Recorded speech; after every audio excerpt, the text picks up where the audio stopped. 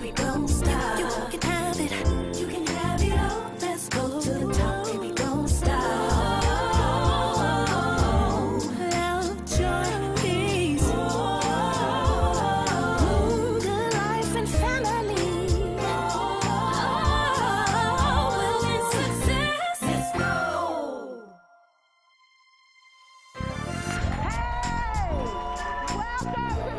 Tankard show, and today you don't want to miss this. We are going to be talking about secrets from a self-made millionaire, or should I say millionairess? It's a girl boss, Nicola Jackson.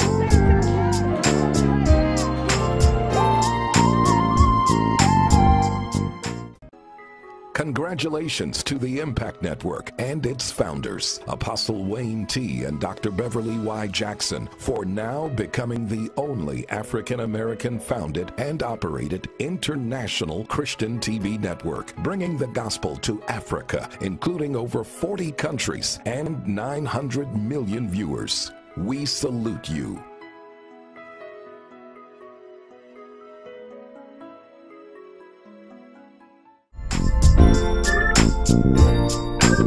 Welcome back to the Tankard show, and now it's time for Millionairess Madness. Listen, today's millionaire tip: surround yourself with successful people. It is important what you see and what you hear. You know, there was recently I was reading a magazine, I don't know, it might have been Entrepreneur Magazine or Fortune, but they had all these great entrepreneurs' children like Ralph Lauren, L'Oreal, Trump's, and they talked about, was it academic training that they were, you know, privy to have their parents put them into, or was it simply behavioral? Is it DNA? You know, I really believe without a shadow of a doubt that it's all about environment. If you put yourself in an environment with people that will provoke you to change, provoke you to greatness, you're going to change. But if you sit around people all day long, all they doing is talking about drinking, turning up, getting high, what you doing tonight? I ain't doing nothing, I'm chilling. Then that's what you're going to do. But if you get around people that provoke you to think, people that provoke you to change, to innovate, to create. Listen, I believe that every single one of us have gifts, talents, anointings, all kinds of power that's on the inside of us, but it really depends on what you're seeing, what you're hearing on a day-to-day basis. And this is why affirmations are so important. And this is why you've got to be around people that believe in you, that speak life into you, that can tell you, listen, you can do it. Whatever it is that God put on the inside of you, those gifts have to be unwrapped. And to the measure of mentorship that you get will be to the measure that those gifts are unwrapped. Many things that I'm doing today, I'm clueless. I'm still figuring it out. But God has blessed Ben and I with great mentors that encourage us, provoke us, and push us to go to the next level. So get around the right people right now today, okay? I want to see you live your best life right now. That's it for today's Millionaires Watch. All right, on today's Financial Watch, let's see what's in the news today. Let's talk emotional intelligence versus intelligence in business. This is one of my favorite subjects, actually. And Forbes expert Kel Jensen discusses whether or not it matters if a person did or did not receive the best academic training from a top university. A person with less education who has fully developed their EQ or emotional intelligence, MQ, moral intelligence, BQ, body intelligence, can be far more successful than a person with an impressive education who falls short in these other categories. Yes, it's certainly good to be intelligent, rational thinker, and have a high IQ. This is an important asset, but you must realize that it's not enough. So make sure that you do things that develop your emotional intelligence, body intelligence, and moral intelligence. And that's our tip for today on Financial Watch. We'll be right back after this break.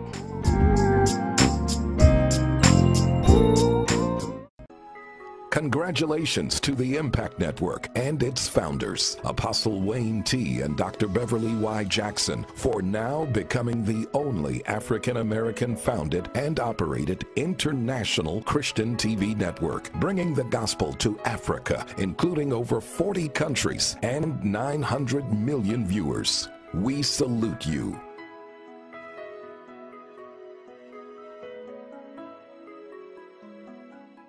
Impact is sticky. Social. Impact is fearless, unafraid to speak the truth in love, committed to be a voice for those who have no voice and ready to listen, prepared to stand up for what is right, no matter the consequence, working to correct injustice, whether political or social. The Impact Network, for the spirit, soul, and body. Impact is yours. Impact is sticky. Social. Impact is liberating, presenting life in its fullest and releasing your greatest potential, uncovering your purpose and your destiny, bringing spiritual, physical, mental, emotional, and financial empowerment so you're free. Welcome back to the Tankard Show. I'm really grateful. I got a good girlfriend of mine here, Nicola Jackson. Hey, girl. Hey, Jill. So glad you are here. You know, you are definitely extremely accomplished. And I think, you know, every time I hear your story, it really blesses me. And I know it's going to bless those that are listening today. But I want to talk about this because not only are you transforming lives, but you're helping to improve people's financial portfolio. You're a successful entrepreneur, motivational speaker, minister, fellow millionairess, yes. And then you're a great mom and a wife. And I've watched you over the years manage, you know, your husband, Robert, manage your children, your life, and all that you have going on. But I want to go a little bit back to your early childhood. Let's talk about what it was like growing up in those teenage years, because I think sometimes when people see success, they just feel like, oh, I woke up this way. And that certainly was not the deal with you. You definitely had some challenges. So talk about some of those challenges growing up. Well, I mean, of course, everyone will see success, but the story behind it is very important. Of course, you know, I grew up in a single parent household. My mom and dad, they got divorced, and it was very rough on my mom. My mom always wanted to still give us the best. So she put us in, you know, a single family home, however, but behind closed doors, there were some major struggles. I could remember times in cold, dead winters. I grew up in Connecticut, a small town, Hartford, Connecticut, and I remember cold, dead winters having to put on hot water to boil just for us to bathe, meaning that we didn't have enough money for oil, but we were still in the home, and the love was always there. You know, my mom had to work a lot. She worked corporate America. I saw that even all that work is still, ends weren't still meeting. And then she ended up with a side job. And you know, we always heard that 2 jobs are for 2 people, because that still didn't stop us not having enough. But I saw her trying. But I saw also at one point in time, she ended up going into entrepreneurship. She went to hair school and opened up her own business. And I remember her talking as a kid, saying that in that first year business, she was afraid, she was apprehensive and everything, but she did it anyway. And that's why I get a lot of courage from my mom, you know. And she, in her first year of business, she had made more money than she had made in 3 years on that corporate America job. Oh, wow. So obviously you can't hire employees brand new, so we were the employees. Okay. You know, put me to work. 12 years old, I was the receptionist. Smart. I was the braider, the assistant. And obviously that helped me understand I wanted entrepreneurship, got, you know, hands wet and feet wet and earning money at a very early age, realizing that I needed more. I remember my mom would actually ask for me after I made money every week. She'd say, hey, well, now you got to pay the cable bill, and now you got to buy your own, toiletries. And I'm like, but that's not fair. My brothers, well, they didn't have money. So that you know, responsibility. Right. Yeah, but that also led me into, with Dad not being there, looking for love in the wrong places. You know, I would say, you know, I ended up with dating pretty young. I wasn't promiscuous, but I would still say now, going back, that was too young to actually even saying you having a boyfriend. Right. And I saw the dangers in that, always wanting guys that were older than me. And then later on ended up being a single mom. Now, you think you wanting guys that were older than you, do you feel like that was you trying to find that father figure? It could have been me not understanding that at that time, but it also could have been because I had so much responsibility on me at such a young age. You know, I had to help my mom out a lot with the household, cleaning, cooking, literally 12, 13 years old, cooking, everything. Right. The kids my age just wouldn't even understand, right? But still, at that same standpoint, I could see where my mom was extremely afraid. It was created almost like rebellion in the household and things like that. We grew up in a respectful home, but you know, you go back and you say, that's not what I would have wanted for my daughter if I had a daughter. You know, I'm grateful my mom still talked to me today. You said you gave it to her. I'm grateful. So you started dating young, you were dating older men, and so what did that end up leading to? That led to 2 children out of wedlock. Okay. That led to, you know, I always dated men, they had to have money. They had to have money. Yeah, I understand. It wasn't, that was a, I said that twice, didn't I? Okay, so, but they did. Yeah, you know, right. And you know, I had to learn later on when I developed my relationship with God and making Him my source. Right. I always knew that I deserved to have more than enough, but going down that wrong way, and I could have ended up in some serious situations. You know, both of my kids' fathers incarcerated. Me, a young mom, bringing my children to meet their dads. Wow. So you had to take your children to prison to meet their dads. Absolutely. So obviously, let's fast forward real quickly because we have to go to break in a minute. What do you think was the defining moment that changed your mindset to say, I can't keep going down the street, I was attracting the wrong men, taking my children to prison? What was that defining moment? I remember one time coming home from the salon and having 2 of my kids in both hands. They were both asleep. It was late because I had to work very long hours. We got to get ready, come right back to break. You don't want to miss this. I want to hear this. We'll be right back. One day, when the glory comes, it will be ours. Dr. King, what's your next move? In March from Selma to Montgomery. Selma is loud for every man, woman, and child. We will not wait any longer. In front of a crowd. Mine eyes have seen the glory. Glory, glory, hallelujah. Impact is taking. Impact is community, where differences in background, color, culture, and thinking unify to provide solutions and spark innovation. Where thinking different makes you distinct and not an outsider. Where when a neighbor is weak, another comes in strength. The Impact Network, for spirit, soul, and body. Impact is yours. Impact is taking. Impact is liberating, presenting life in its fullest and releasing your greatest potential, uncovering your purpose and your destiny, bringing spiritual, physical, mental, emotional, and financial empowerment so you're free to live your calling. The Impact Network, for the spirit, soul, and body. Impact is yours. Impact is taking. Impact is fearless, unafraid to speak the truth in love, committed to be a voice for those who have no voice and ready to listen. Impact is taking.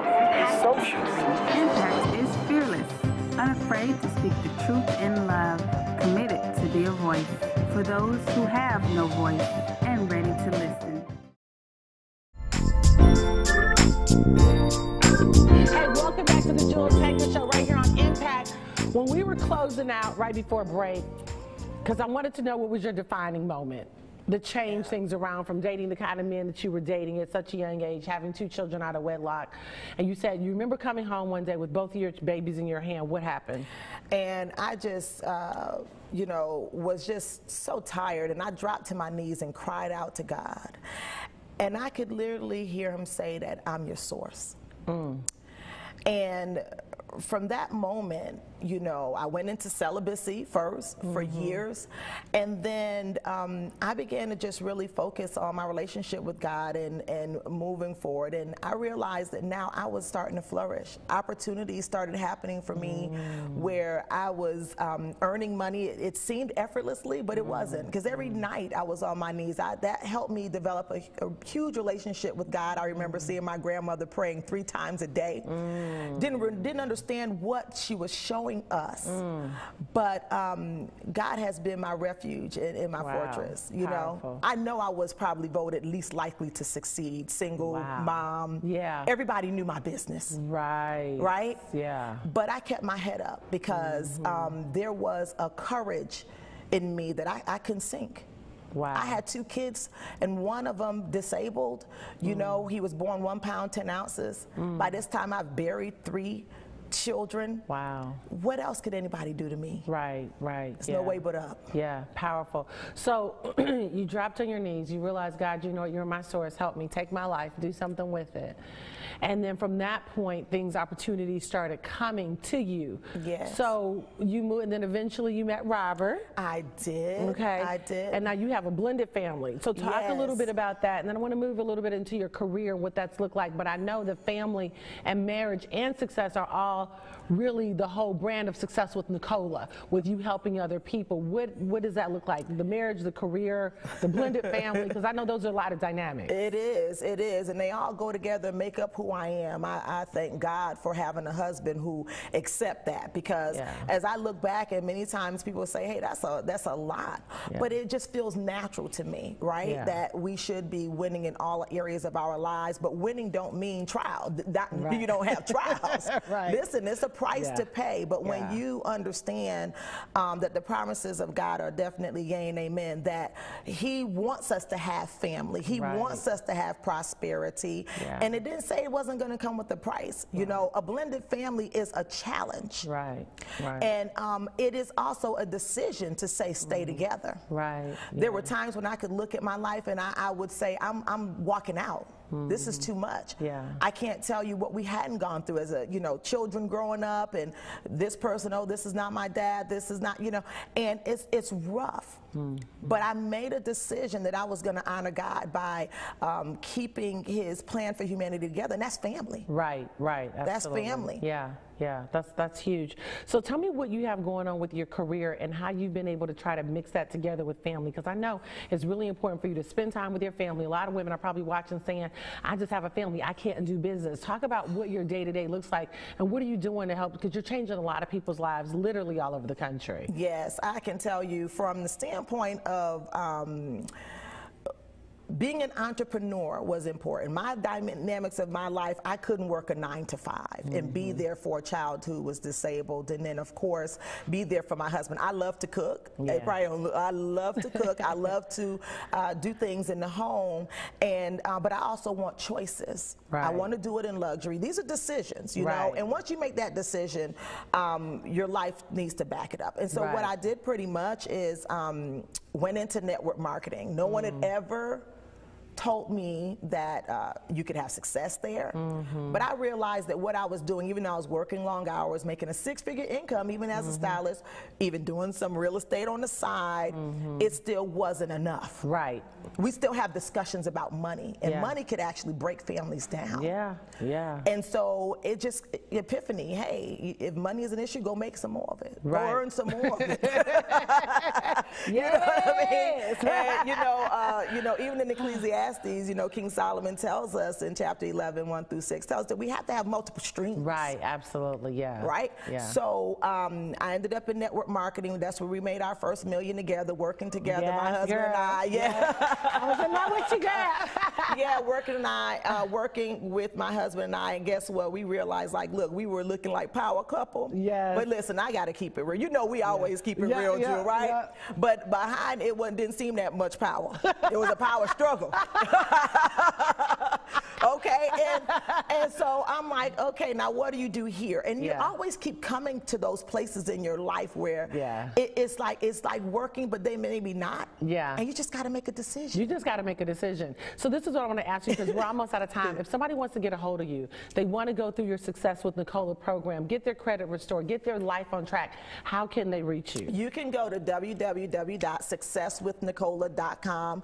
There you'll learn about how I'm going to help you with credit restoration. I'll help you with coaching your way into a new career, you know, entrepreneurism, and just winning as a Christian woman. Just winning, period. Just winning. And so I want to tell you, I'm so proud of you, girl. Winning. I mean, I think you and Robert are doing amazing things. You holding it down all by yourself. But now it's time for the game, all right? Okay. So let me tell you what the game is today, and we want to know, what would you do? Okay.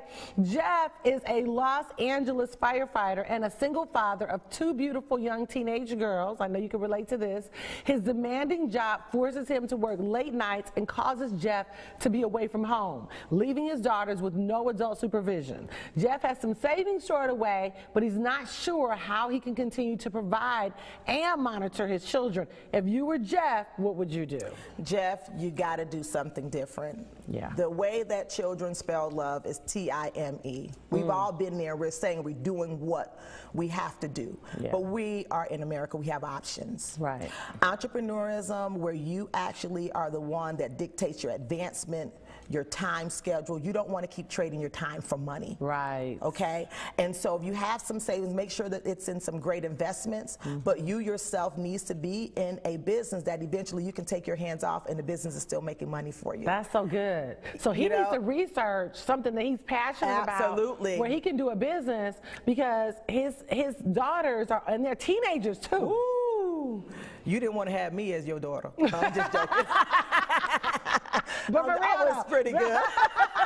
I know, girl, I was a work in progress too. So because and it tells us they're beautiful. Yeah. Ooh. So when you got 2 teenage beautiful daughters at home, Jeff is going to have to figure out a way to spend time with them and still make more money, because if he just goes for the money and they don't get the time, then they're going to start looking for love and all the places. And I would definitely say, Jeff, you need some balance in your house. You got to get some estrogen in there. You need a woman in that house, a good woman who has an open heart to love, even though the children are not, you know, hers, and that would add to you. So does he need to get married?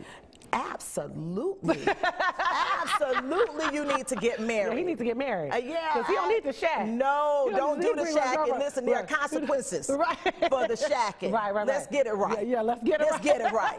So Jeff needs to get married. He needs to find, and the thing about for a man, I mean, it's not hard for a man to find a woman. I mean, come on. So he needs to find somebody, and particularly, like you said, that's going to be a good wife to him and a good mother to his children. That's right. So that she can help bring that balance and that structure and really help them out. Because men need help with being fathers. They do, and you can't choose the woman only for yourself. If she's not willing to go on and say, I want to be about family, then that won't be the best woman for you, because you don't never want to have to choose between your children and your mate. So it needs to be someone who is definitely cohesive about family, and definitely let her have God first, because even if she's a little, have her imperfections, God will minister to her and make her be a good woman and wife for you. Yeah, that's really good. And I think it's going to be important that she is whole in who she is. That's right. Because if you got beautiful teenagers, it's probably going to be an adjustment period. Absolutely. For them coming on into that household. Yeah, and let her have some business about herself. So she has something else to do. You know, because sometimes those insecurities, if you don't really have your own passions and your purpose, now, you know, your purpose is only in your mate, and you need to be whole before you come together, right? Nobody can make you whole but God, you know, and so, so that's very important, that she needs to have some dreams for herself. All right, that's good. All right, Jeff, you heard what you need to do. Okay, now it's time for Reality Watch. All right, reality show, Cutting It in the ATL, follows the lives of 4 successful salon owners that just can't seem to put egos aside and just support each other's success. Maja, the salon owner of $50 weave shop, you heard this girl doing $50 weave shops, has created a couple of successful $1 million shops that seems to affect the success of the other salons in the area. Maja sees the benefit in pulling the other ladies together together to present a business proposal, but can't seem to get all the women in one room long enough without fighting and arguing. Now, first of all, let me tell you something. They mad at Maja because she didn't change the rules of the game up. This girl is charging $50 a weave, but Maja's just saying, listen, I want to be innovative. Yes, everybody's been charging, you know, $200, but I want to charge $50. The thing that I like about Maja, and if you haven't watched the show, you should, and they get a little wretched and messy, fighting and stuff like that, but if you look past that and kind of see, you can tell that Maja's innovative. She's just saying, listen, not only am I going to do it in my hair salon, but I'm going to open up other hair salons, and the thing that I have to give it to Maja is she is definitely, you can see that she has a heart. Like, she's really trying to work together with these other salon owners, but they so busy being mad because she changed up the rules of the game. And so the amount of weaves that she's doing in a day is like insane. So that, I mean, she's taking their business, but she's saying, listen, I'm not trying to take your business. Let's partner together, but they're mad. So, you know, I talked earlier about emotional intelligence. This is why you got to get your emotions together, because when the rules of the game change in business,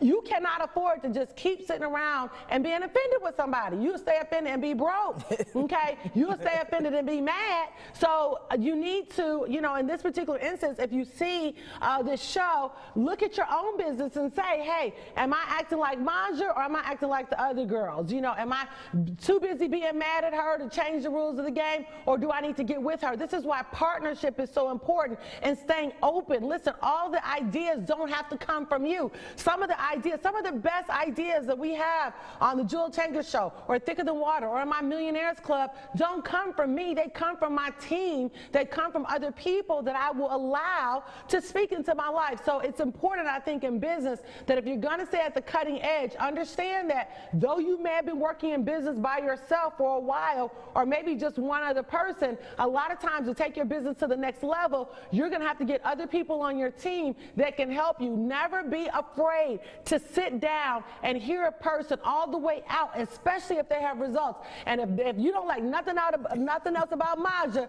you know Maja has some results, honey. I'm talking about paper, cheddar, financial results. Yes, that's right. So it would behoove them to sit down and say, let me put everything else aside and sit down and listen to see what you actually have to say, because it can actually take my business to the next level. And not only that, I wouldn't be surprised if we see Maja's business model not just pop up in the ATL, but I could see it pop up in Texas, see it pop up in New York, see it pop up in California, see it pop up maybe all over the nation. So it's important in business that you change. You know, everything is for a cycle. And so you have to understand that you may be coming to the end of your cycle, and though it may be uncomfortable to be coming to the end of that cycle, I think it's imperative that you stay open to change so that you can ride the wave of the next cycle, and in many times you can end up becoming very, very, very wealthy. And not only that, did you see that Maja actually has hair in her salon? So this girl's getting it from both ends. So listen, again, you need to stay open to make sure that you ride the wave,